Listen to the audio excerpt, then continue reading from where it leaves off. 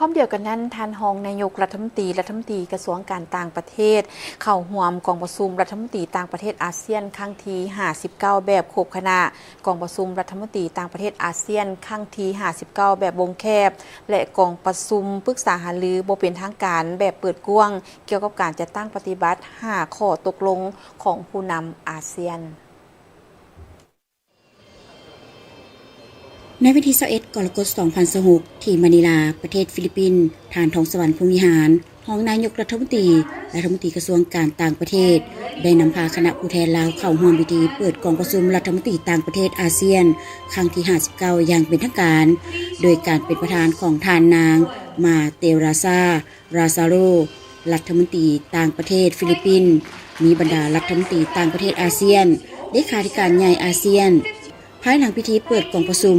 ทานทองสวรรค์พรหมวิหารได้นำพาคณะเข้าร่วมกองประชุมรัฐมนตรีต่างประเทศอาเซียนครั้งที่59แบบครบคณะบรรดารัฐมนตรีต่างประเทศอาเซียนได้ปรึกษาหารือเกี่ยวกับการเสริมสร้างประชาคมอาเซียนให้มีความเข้มแข็งการจัดตั้งปฏิบัติวิสัยทัศน์ประชาคมอาเซียน2045ปรึกษาหารือเกี่ยวกับการเสนอเข้าเป็นภาคีสนธิสัญญาไมตรีจิตและการร่วมมือในอาเซียนตะวันออกเฉียงใต้ของบรรดาประเทศนอกภาคพื้นที่มีความสนใจร่วมมือกับอาเซียนและยินดีต่อการจะมาลงนามเอกสารเพื่อเข้าเป็นภาคีของสนธิสัญญาดังกล่าวโดยลิทัวนีโปโลยรูมานีและซูเอตกองประชุมได้รับทราบบทรายงานประจำปี2026ของคณะกรรมาการระหว่างรัฐบาลอาเซียนว่าด้วยสิทธิมนุษย์และรับรองแผนเวียกกิจกรรมบุริมสิทธิ์ของคณะกรรมาการดังกล่าวพร้อมนี้ได้รับทราบความคืบหน้าของการพัวพันระหว่างอาเซียนกับผู้ร่วมมือภายนอกของอาเซียนโดยผ่านการจัดตั้งปฏิบัติบรรดาแผนเวียกงานการร่วมมือและการสืบต่อหัดแนนการร่วมมือกับภายนอกเพื่อประกอบส่วนให้แก่การจัดตั้งปฏิบัติวิสัยทัศน์ประชาคมอาเซียน2045พร้อมทั้งปรึกษาหารือปัญหาที่เกี่ยวข้องกับผู้ร่วมทางการของอาเซียนในนั้นได้หักห้องเอาเอกสารเงื่อนไขและตัวซี่บอกการเป็นคู่เจรจาอาเซียน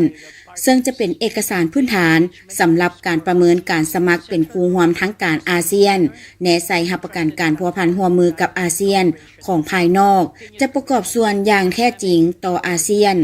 กองประชุมได้เห็นดีรับเอาตุรกีเป็นคู่ร่วมเจรจาอาเซียนและเห็นดีรับเอาเยอรมันและกาตาร์เป็นคู่ร่วมแขนงการอาเซียนสาธารณรัฐประชาธิปไตยประชาชนลาวในนามประเทศประสานงานการพัวพันร่วมมืออาเซียนแคนาดาได้รายงานให้กองประชุมรับทราบความคืบหน้าการพัวพันร่วมมืออาเซียนแคนาดาโดยเฉพาะการสร้างแผนปฏิบัติงานอาเซียนแคนาดาฉบับใหม่2026-2030พร้อมนี้กองประชุมได้รับห้องเอาแถลงการร่วมของกองประชุมรัฐมนตรีต่างประเทศอาเซียนครั้งที่59แถลงการรัฐมนตรีต่างประเทศอาเซียนเกี่ยวกับสภาพการที่กำลังผันแปรในตะวันออกกลางและบรรดาเอกสารผลกองประชุมที่เกี่ยวข้องจำนวนหนึ่งกองประชุมรัฐมนตรีต่างประเทศอาเซียนครั้งที่59แบบวงแคบได้ปรึกษาหารือผลการจัดตั้งปฏิบัติเอกสารทบทวนและคำตกลงของผู้นำอาเซียนเกี่ยวกับการจัดตั้งปฏิบัติ5ข้อตกลงของผู้นำอาเซียนเกี่ยวกับปัญหาเมียนมาซึ่งโดยรวมเห็นว่ามีความคืบหน้า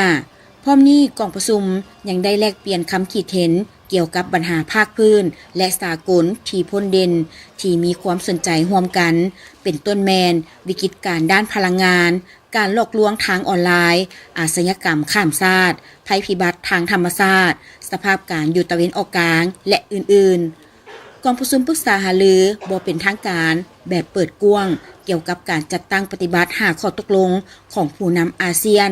ได้รับฟังการรายงานความคืบหน้าของการจัดตั้งปฏิบัติ5ข้อตกลงของผู้นำอาเซียนโดยรัฐมนตรีต่างประเทศของฟิลิปปินส์ในนามประธานกองประชุมและในนามผู้ต่างหน้าพิเศษของประธานอาเซียนปี